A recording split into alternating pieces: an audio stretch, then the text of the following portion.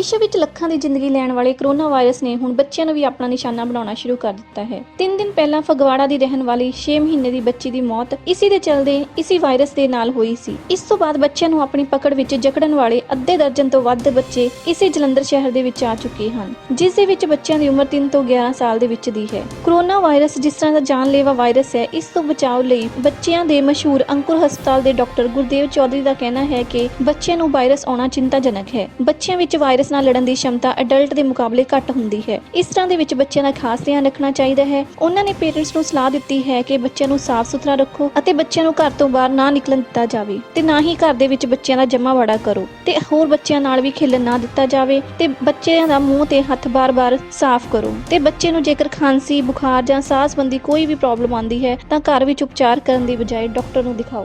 Corona virus जो एक बीमारी है, ये हो तो सबको सकती है, बट जो जिनकी इम्यूनिटी कम है उनको ये ज़्यादा नुकसान पहुंचाती है।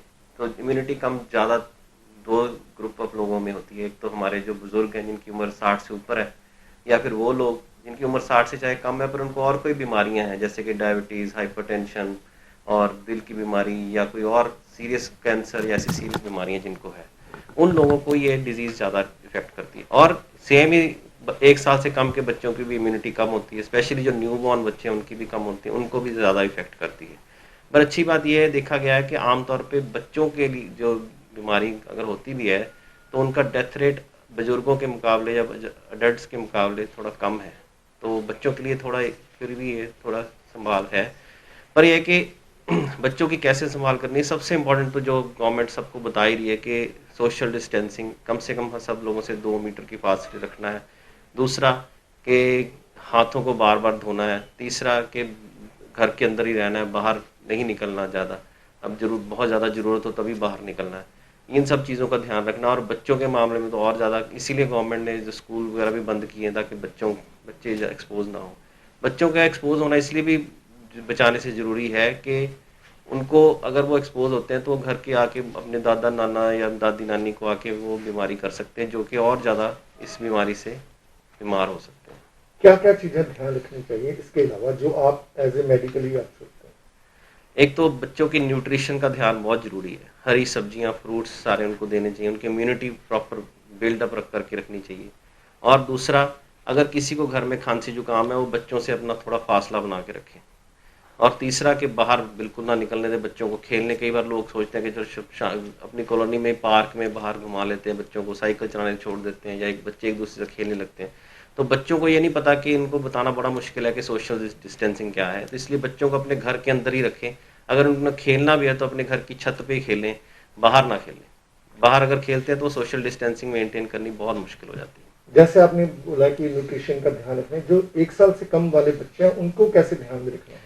उनका सबसे ज़रूरी है 6 महीने तक की जो बच्चे हैं उनकी सबसे ज़रूरी है कि माँ का दूध उनको मिलना चाहिए, ब्रेस्ट फीडिंग। क्योंकि माँ के दूध से हर बीमारी से जो इम्यूनिटी है वो ट्रांसफ़र होती है मदर से बच्चे को, तो वो बहुत ज़रूरी है। और उसके बाद 6 महीने के बाद बच्चे को खाने की चीज़ें साथ में शुरू करनी चाहिए, जो घर पे बनी हुई चीज़ें हैं, बाहर की बाज़ार की चीज़ें नहीं, घर की बनी चीज़ें, जैसे कि खिचड़ी, दलिया, दाल, ठीक है, और फ्रूट्स को पल्प बना के, वेजिटेबल्स का पल्प बना के, सूप दे के, अगर आप नॉन वेज खाते हैं तो बॉयल्ड एग वगैरह या उनको ये सब चीज़ें दे सकते हैं।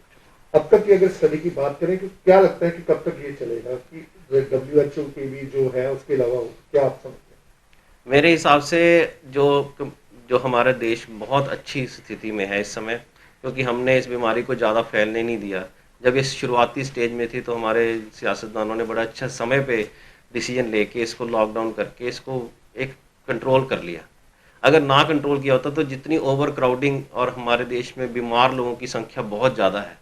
चाहे हमारे देश में ये कहा जाता है कि हमारा देश यंग देश है, बट हमारे देश में डायबिटीज़, हाइपरटेंशन, हार्ट डिजीज़ वाले पेशेंट, बाकी टीबी वाले पेशेंट बाकी दुनिया से बहुत ज़्यादा है, कैंसर वाले भी बहुत ज़्यादा है। तो हमारे में बहुत बुरी हालत हो सकती थी। और ओवर क्राउडिंग वैसे ही बहुत ज़्यादा है, बड़े शहरों में तो खास तौर पे स्लम एरिया में ओवर क्राउडिंग बहुत ज़्यादा है। तो ये अच्छा स्टेप लिया गया कि इसको टाइम पे रोक लिया गया। जब एक देश में ये ट्रांसमिशन देखा गया 6% से कम न्यू केसेस आते हैं, जैसे अब आज 2-3 दिन से इंडिया में अब 6% से कम आने शुरू हो गए हैं, तो देखा गया तकरीबन 1 या 1.5 महीने में फिर ये डिजीज़ जो है वो बहुत लो लेवल पे चली जाती है। जैसे कि चाइना में ऑलरेडी हो चुका है, और अब जो है हमारे इटली, स्पेन, जर्मनी और फ्रांस, ये 4 यूरोपियन देशों में भी अब वो डिजीज़ ट्रांसमिशन बहुत कम हो गई है। अगले 15 दिन में अगर लॉकडाउन का पालन सही तरीके से होता है तो यूके और यूएसए में भी हो जाएगा, और हमारे देश में भी अगर लॉकडाउन का पालन सही होता है तो 1 महीने के अंदर उम्मीद है कि ये डिजीज़ जो है काफ़ी हद तक कंट्रोल में आ जाएगी। ख़त्म तो नहीं होगी ये डिजीज़, को हमें आगे भी फेस करना पड़ेगा। जैसे कोई भी डिजीज़ आती है ख़त्म नहीं होती, स्वाइन फ्लू भी है, मलेरिया, ट्यूबर, सारी डेंगू, जो भी डिजीज़ आती हैं वो हमेशा रहती हैं, पर अभी तो एकदम से ये बहुत तेज़ी से फैल रही है जंगल की आग की तरह। फिर अगर वो कंट्रोल होगी तो फिर थोड़ा थोड़ा चलेगी, तो हम थोड़ा प्रिकॉशन लेंगे तो हम उससे बच सकते हैं।